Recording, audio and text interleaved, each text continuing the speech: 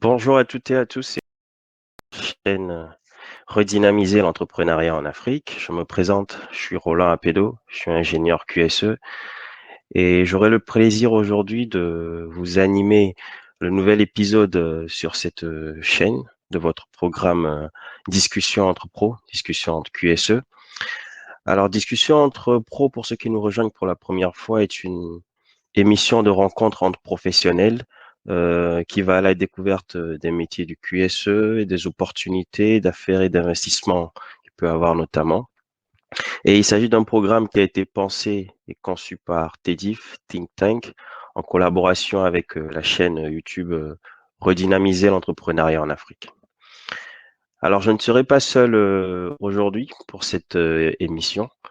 Je serai accompagné de Monsieur Kofi Kekeliago, qui est biologiste HQSE à Lange et avec qui nous allons parler aujourd'hui des secteurs d'activité les plus polluantes au Togo et les approches de solutions d'atténuation.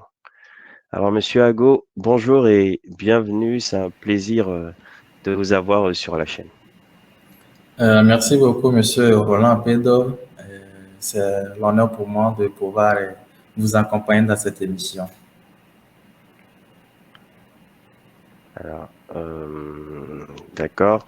Donc, l'objectif aujourd'hui, c'est de pouvoir parler de ce sujet sensible qui a trait à l'environnement, notamment sur les activités les plus polluantes. Donc, avant d'aller plus loin, je vous propose, Monsieur Ago, de nous parler un peu de vous, de votre parcours, ce qui vous a amené au QSE, parce que chaque QSE a un parcours un peu atypique et spécifique à lui, et ce qui vous a amené aussi à Lange et quelles sont vos activités un peu au quotidien. Ok, merci beaucoup, Monsieur Roland. Je suis biologiste de formation à la base. J'ai fait ma formation de base en biologie et physiologie animale à l'université de Lomé, faculté des sciences. Et puis, je suis aller au niveau de l'ESTEBA, École supérieure des techniques biologiques et alimentaires, et spécialité AMB, analyse médicale et biologique. Et après ça, je suis à l'Ange et puis en tant que stagiaire en 2014, c'est purement l'environnement et il y a le suivi de l'environnement qui se fait. Donc, du coup, il y a trois éléments, l'eau, l'air, le sol. Donc, il faut toutefois savoir animer ou bien définir les composants de l'environnement qui seront impactés au niveau de chaque projet. Donc, du coup, je me suis intéressé d'aller faire une formation HQSE, dont je suis nanti d'un diplôme de master professionnel en qualité, sécurité, environnement et responsabilité sociale des entreprises. Et par après aussi, j'ai suivi des MOOC en hygiène, donc du coup, je suis calé dedans. D'accord. Pour ceux qui ne connaissent pas trop l'ange, vous pouvez nous parler un peu parler un peu de c'est quoi l'ange? Ah, d'accord. Au fait, l'ANS, c'est Agence nationale de gestion de l'environnement. C'est une entité qui est sous tutelle du ministère de l'Environnement et des Ressources forestières.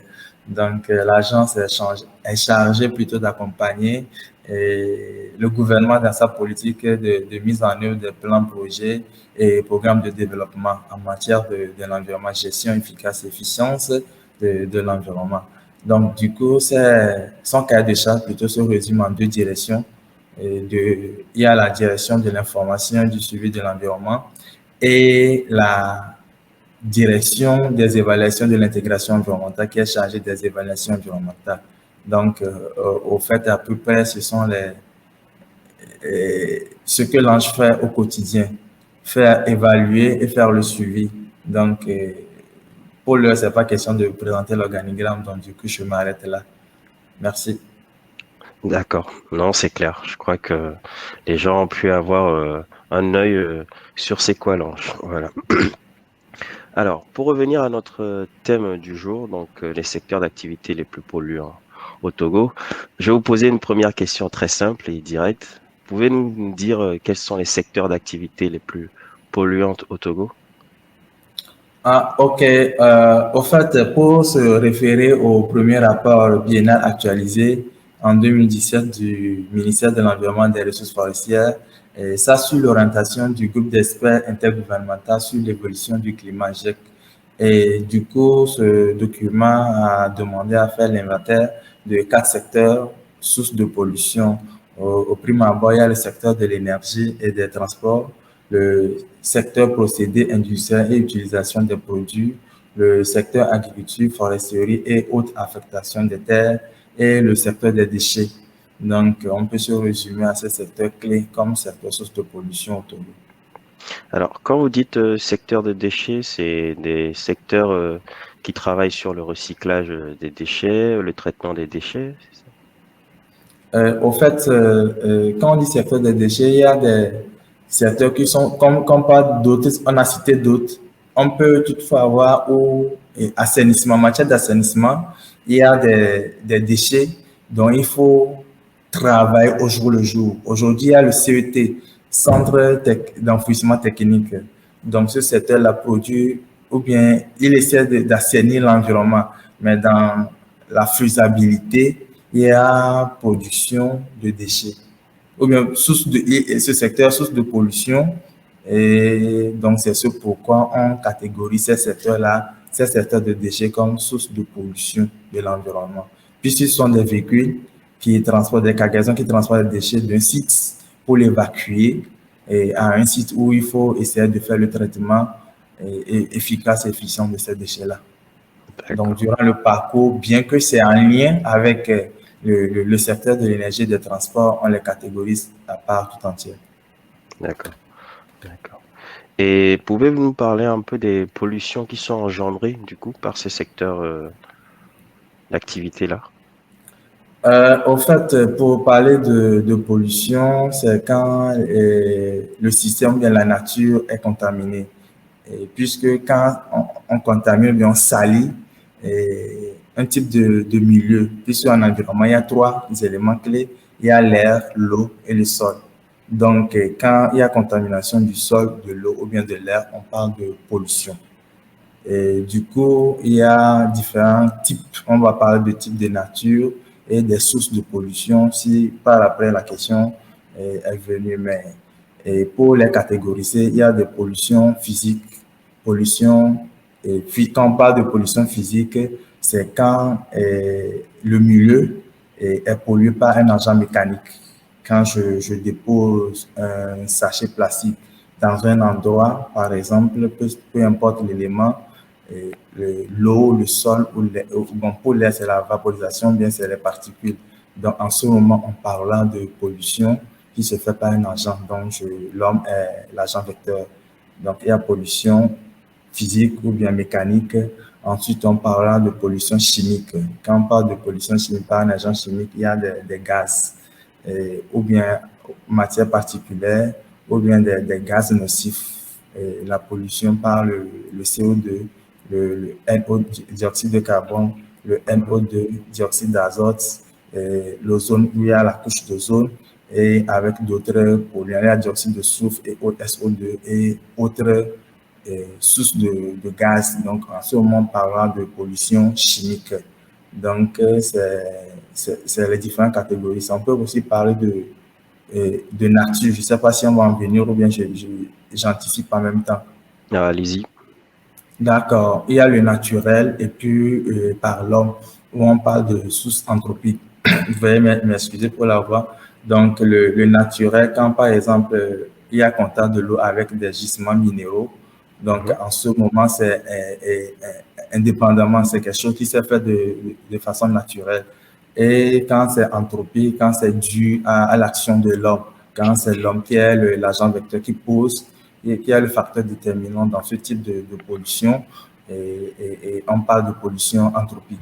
Donc, il y a d'autres catégories, bien de spécifications, et par rapport toujours à ce type de pollution, là, quand il s'agit de l'eau, l'air ou du sol. Et je peux? Oui. Oui, allez-y. Ah, d'accord. Donc, par exemple, par rapport à l'air, par exemple, j'en ai cité quelques, dioxyde de soufre, l'ozone, les oxydes d'azote et puis les composés organiques volatiles, COV. Maintenant, on peut aussi parler des matières particulières, les PM. C'est comme ça, on catégorise. Il y en a PM1, 2,5, PM10 en fonction de la taille du particule. Donc, c'est ça. Et bon, je pense que c'est bon. Au cas où vous avez d'autres sujets par rapport à ce type de pollution, vous pouvez toutefois l'aborder. D'accord, d'accord, d'accord. Je crois que c'est clair pour nos auditeurs et les personnes qui nous suivent. Alors là, vous avez parlé des agents vraiment qui impactent l'environnement. Vous avez cité des gaz, vous avez cité un certain nombre de polluants. Lorsqu'on revient un peu aux activités spécifiques, en premier lieu, vous avez cité les activités des énergies et des transports. Alors, qu'est-ce qui fait qu'aujourd'hui ces activités sont aussi polluantes? Il n'y a pas un encadrement? Comment ça se fait qu'il y a une pollution aussi importante de ces activités-là? Et comment est-ce que c'est ressenti sur le terrain? Euh, Au fait, c'est dû à nos activités au quotidien. Et quand on parle du secteur de l'énergie et du transport qui est à peu près lié, donc chaque jour, nous nous déplaçons d'un lieu vers un lieu A vers un lieu B. Et il y a émission de gaz à effet de serre. Et ressenti sur le terrain, je pense que les décideurs sont en l'œuvre, puisque au niveau du ministère de l'Environnement, il y a plein de projets politiques, Alors, ce plans, sera plutôt programmes. plutôt le Oui, côté des personnes qui subissent cette pollution. ah, De ce côté. Oui. oui, au niveau des Et de personnes qui l'environnement subissent. aussi, d'ailleurs, pour pas rester très anthropocentré par rapport au rapport qu'on a à l'environnement. Il y aura certes les personnes qui sont atteintes, mais aussi l'environnement qui est atteint en lui-même. Oui, au niveau des personnes, au fait, il y en a toujours il y a différentes catégories de personnes. Donc, certains sont conscients de l'impact Mhm. au jour le jour par rapport à ce type de pollution, puisque quand on parle de la zone portuaire, je pense que c'est ce qui est à l'œuvre aujourd'hui de la délocalisation, où on parle de pierres plateformes industrielles d'Adéticopé pour ne pas trop concentrer la pollution dans le centre-ville. Donc, des mesures, je ne sais pas si c'est ce à quoi vous voulez en venir au niveau pour pouvoir contrecarrer ou bien essayer d'handicaper un petit peu le niveau, Ah, l'accélération ou bien. effectivement, vous anticipez, mais ça sera plutôt la dernière partie de l'émission.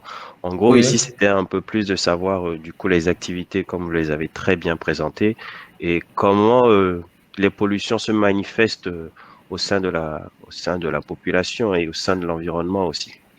Ah, d'accord. Donc, parlant des conséquences par rapport au niveau de la population, Mhm. aujourd'hui, quand l'air est pollué par ces composés volatiles ou bien ces gaz nocifs, ça engendre des maladies, D'accord.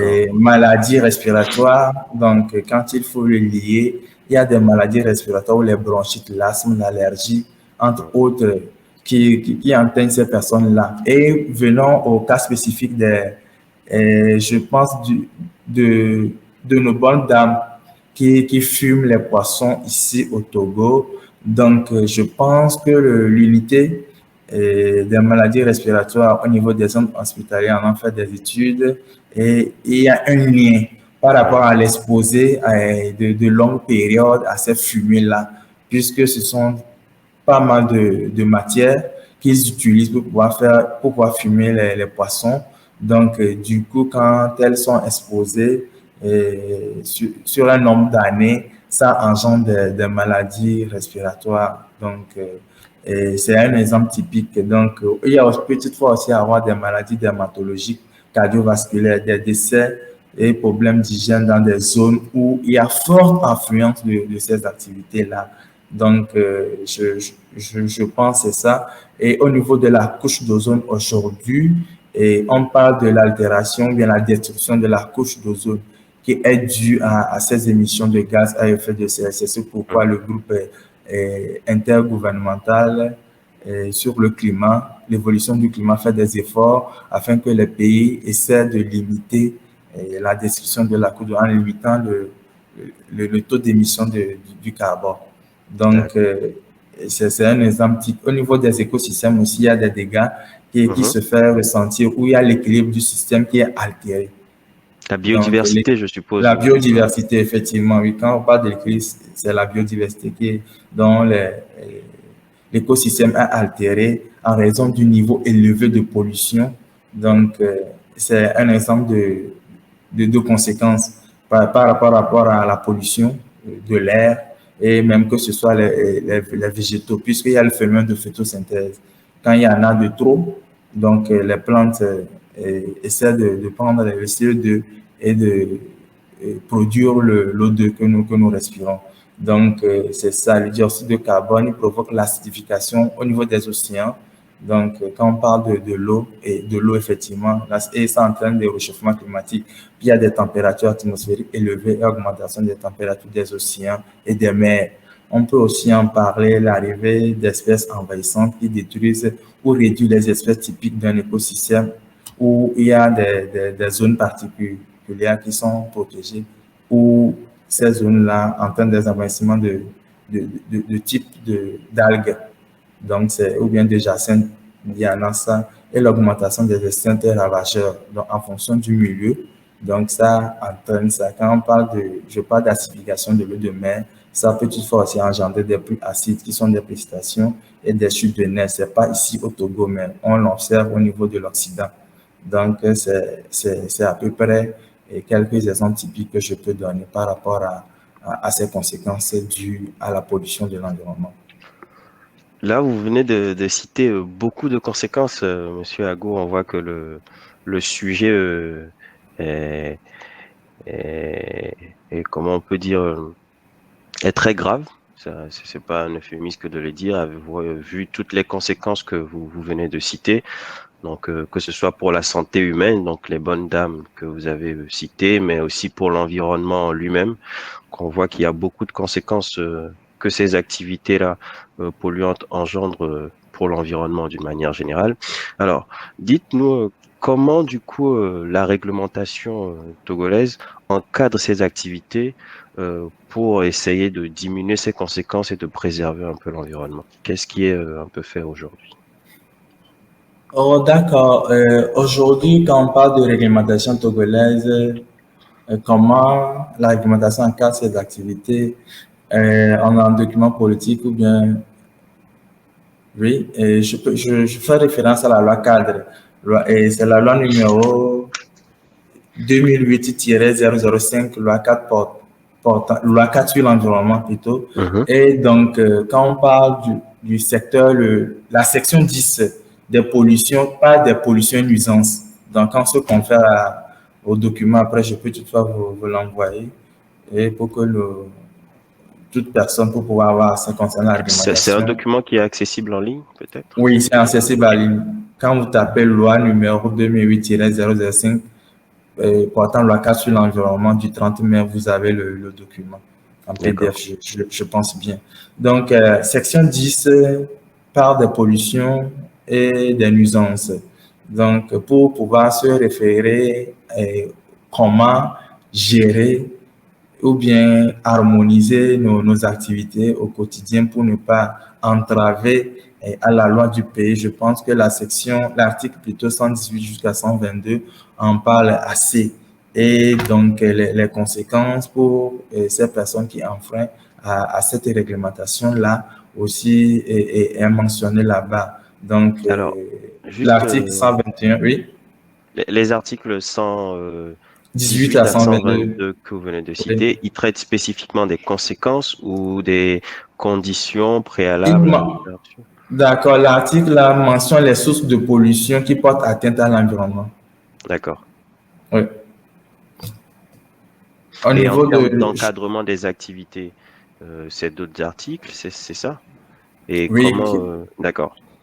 Je pense en parcourant toute la section 10, nos auditeurs peuvent avoir des idées claires et conçues concernant la réglementation au Togo, puisque il n'y a pas une norme spécifique pour le Togo concernant ces émissions-là ou comment les réglementer, selon ma connaissance à ce jour. Donc, Et c'est le document clé que nous avons à la main, selon mes connaissances, et c'est pourquoi je mentionne cela.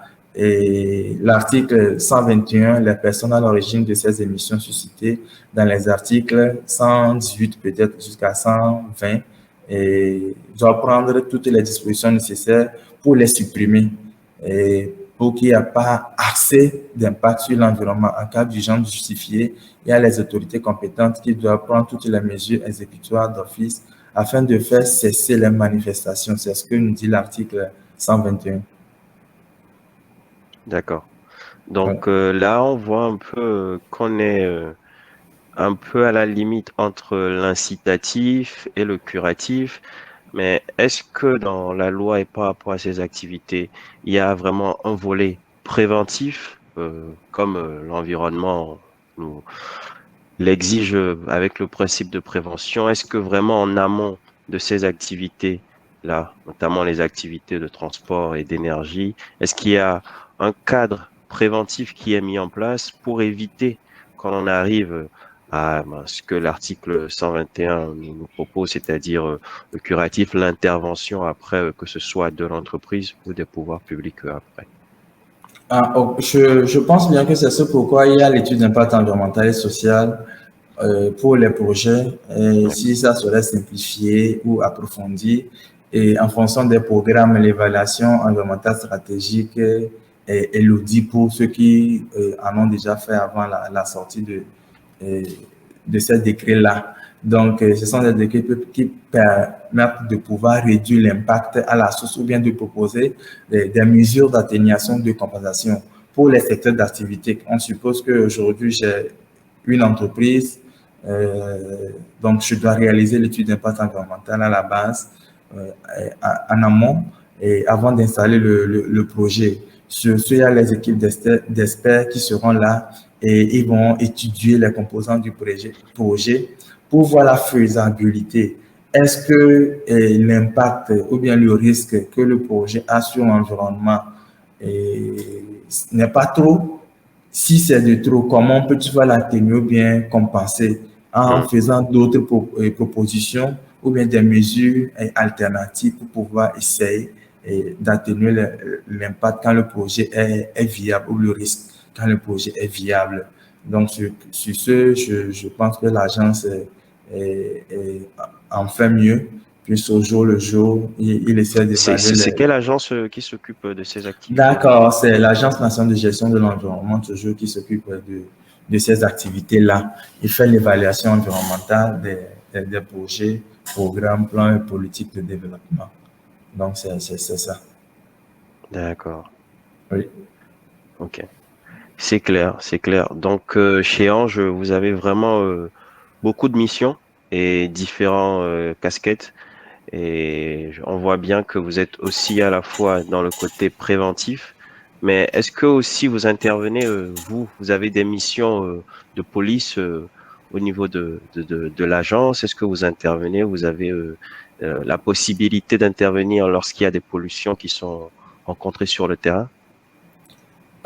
Au fait, quand il y a des pollutions effectivement qui sont rencontrées sur le terrain, il y a quand même l'idée ou bien le bien vouloir de pouvoir faire respecter la loi d'abord. Et quand on prend l'article 152 de la loi cadre sur l'environnement, et ça signifie que sera puni d'un emprisonnement de 6 mois à 1 an et d'une amende de 1 million à 10 millions de francs CFA ou de l'une de ces deux peines seulement toute personne qui aura pollué, dégradé le sol, le sous-sol, altéré la qualité de l'air des eaux en infraction aux dispositions de la présente loi. Donc, c'est ce que stipule l'article 152. Mais en dehors de cela, l'agence est interpellée effectivement par rapport aux différents types de pollution s'il advenait et il y a de l'audit qu'il faut faire. Donc, c'est suite aux recommandations de l'audit qu'il faut essayer de voir ce qu'il y a lieu de faire. D'accord, d'accord. Et est-ce qu'il y a des particuliers, des gens dans la population qui vous remontent parfois des situations de pollution, que ce soit dans des villages, dans des cantons ou même dans les villes? Est-ce que ça arrive? En fait, je suis pas été mandaté ici pour pouvoir parler de l'agence, mais comme la question vous l'avez posée, et il y a vraiment des plaintes, des cas de plaintes où il faut gérer aussi, qui viennent au niveau de l'agence pour pouvoir euh, essayer de gérer l'agence aussi, déploie c'est ce pourquoi il y a le suivi de l'environnement, où il y a une équipe dédiée qui essaie, il y a un service de S suivi de plan de gestion environnementale et sociale, SPGES, donc qui est chargé de pouvoir mener à bien ces plaintes-là.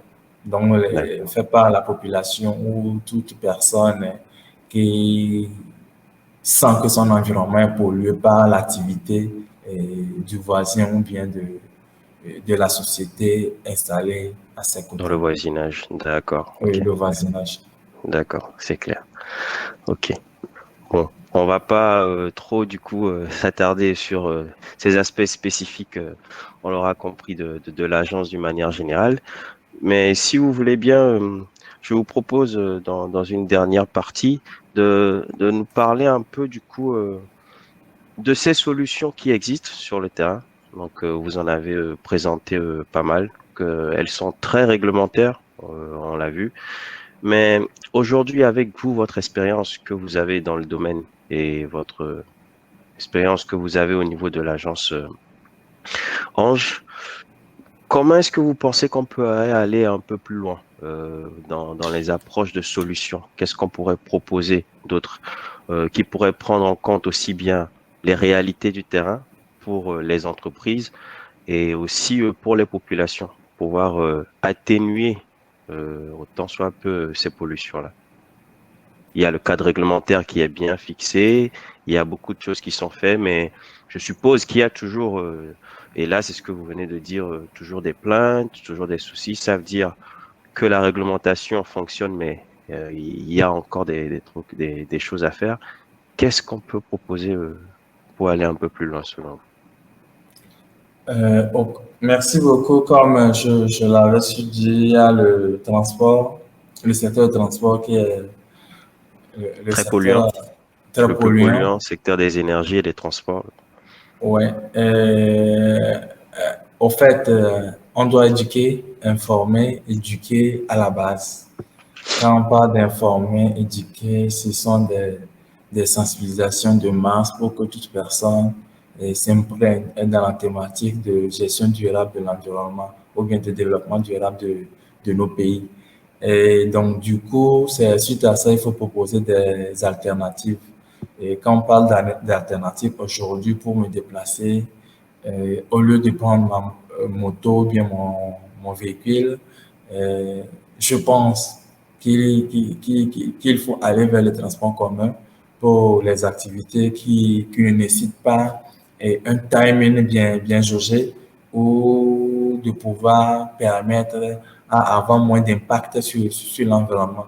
Puisque quand chacun, ou bien chaque individu, chaque personne se déplace de son lieu de résidence vers son lieu de travail, il y a des émissions de gaz à effet, des émissions de CO2 pour aller spécifiquement. Donc, ces taux accumulés entraînent Hmm. la dégradation de la couche d'ozone et notre environnement est pollué. Donc, du coup, il y en a d'autres pays de l'Occident qui ont bien compris et puis il y a plein d'ONG, d'organismes qui essaient de pouvoir sensibiliser la population à cet effet et ils se démettent pas mal. Donc, ici au Togo, et je pense bien que les nôtres, nous tous, nous devons impacter durablement l'environnement. Et à titre personnel, je propose aussi euh, euh, euh, les plans. Quand je dis les plans, le fait que chaque individu, ou bien sur nos routes, quand on prend le secteur de l'énergie et des transports, et on Mhm. doit reboiser massivement. Donc, du coup, je pense que quand, à la conception de nos projets, chaque individu essaie de prendre ses mesures, de pouvoir aborder les spécialistes en la matière. Il y a la direction des ressources forestières, donc qui dispose assez de plans en période de saison pluvieuse à pouvoir donner à qui d'autres en veulent pour pouvoir planter. Surtout quand vous avez des espaces, surtout je m'adresse aux promoteurs des activités génératives de revenus. de pouvoir aborder le ministère de l'Environnement ou la direction des ressources forestières pour disposer de ces plans-là. Je pense que c'est gratuit et ils vont reboiser plein d'espaces que nous sommes dans une dynamique d'atteindre un taux de couverture d'ici à l'horizon 2033-2050. Donc, ces plans mis en terre nous permettent d'impacter positivement notre environnement, nos lieux de résidence. Et pour chaque type de projet, je propose une ceinture verte. Quand on parle de ceinture verte, c'est de planter des plants tout autour de l'entreprise. Et quand on parle des grandes entreprises agroalimentaires ou bien des industries extractives, il y a des cheminées qu'il faut construire pour que les populations ne ressentent pas les effets et bien les impacts négatifs de nos activités. Donc, du coup, cette cheminée-là essaie d'aller dégager les gaz à une distance un peu éloignée des habitations. Donc, c'est ça, il y a la ceinture verte, l'implantation et l'installation des cheminées et éviter les feux, puisque ces feux aussi sont source de pollution. Aujourd'hui, quand on parle du secteur, on parle du déchet plastique où il y a pollution. Je pense que la gestion de ces déchets-là constitue une source ou bien pour pouvoir impacter positivement, bien éradiquer la pollution. Et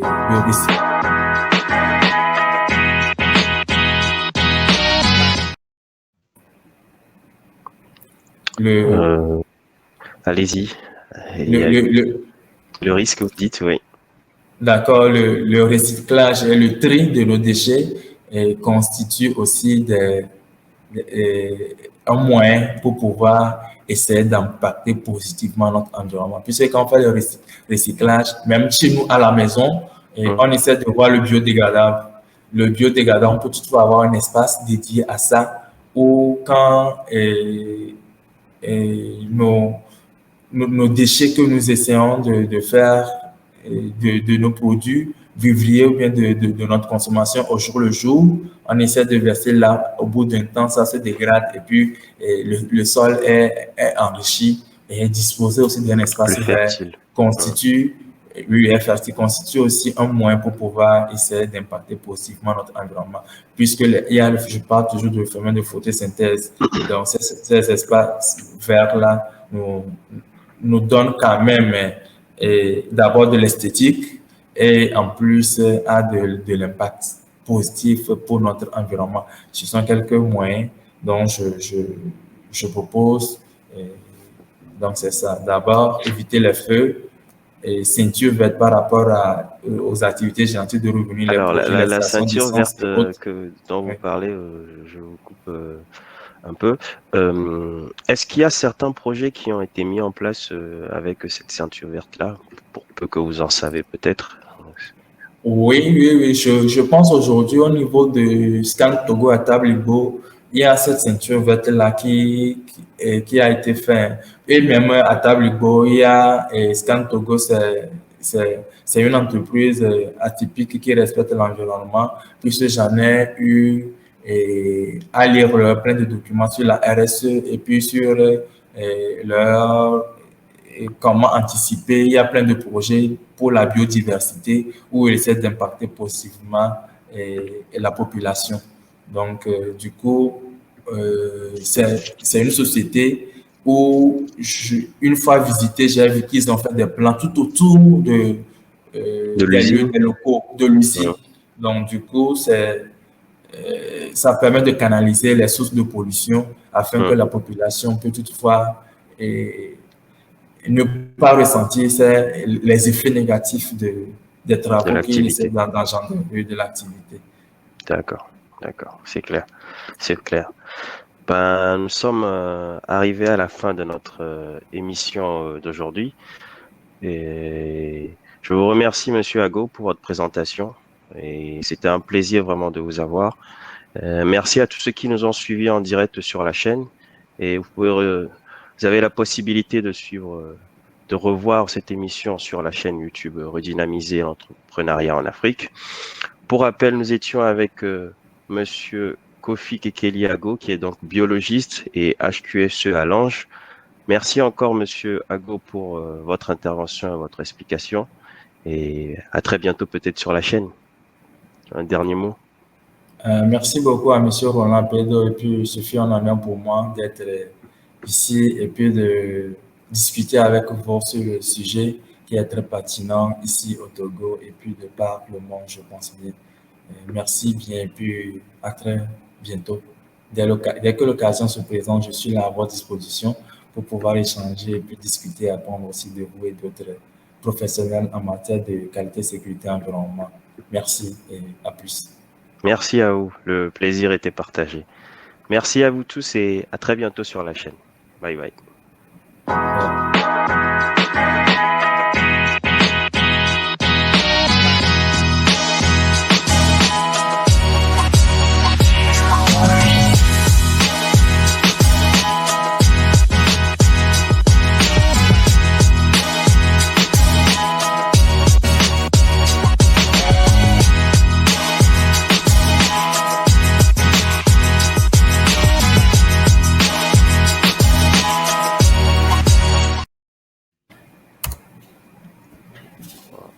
Je vais sortir de la salle. Sûrement quand on fera